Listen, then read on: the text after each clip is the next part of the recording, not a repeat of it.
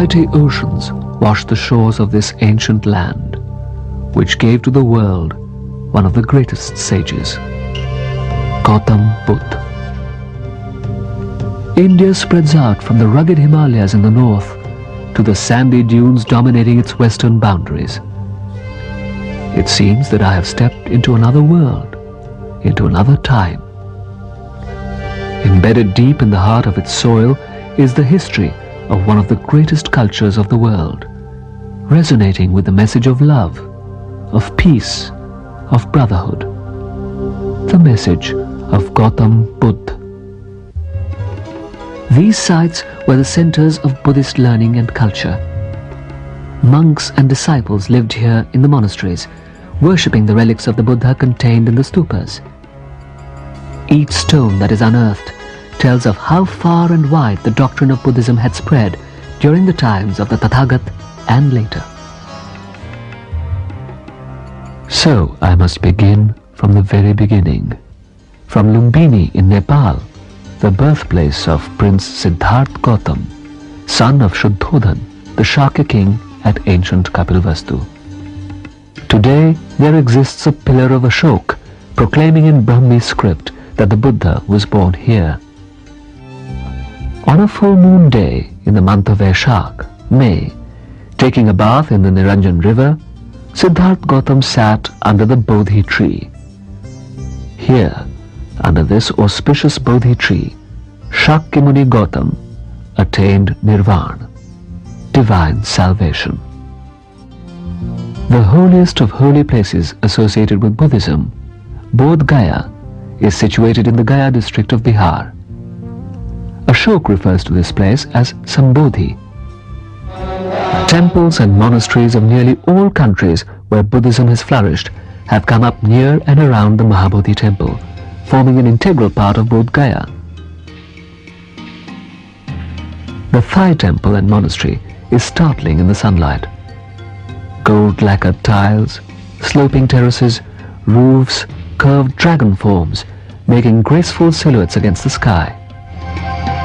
The Japanese have built a colossal Buddha, which is by far the most imposing and awe-inspiring image at Bodh Gaya. The Buddha in all his glory, giving the message of peace, love, piety, a message from the land of his birth to the world. I leave for Benares, the oldest city of India. Nearly 8 kilometers from this ancient seat of Indian culture is Sarnath.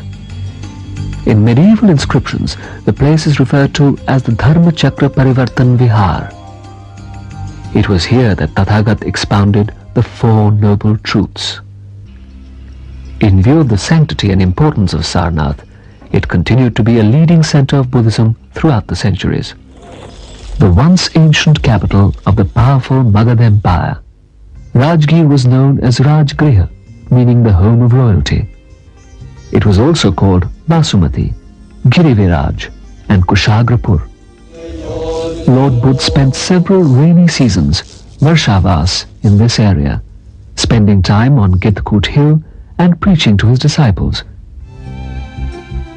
Vaishali was once the capital city of the Lichavis, one of the earliest republics of the world. Lord Buddha visited this place 3 times in his life and chose to declare his approaching Nirvana and delivered his last sermon at Vaishali.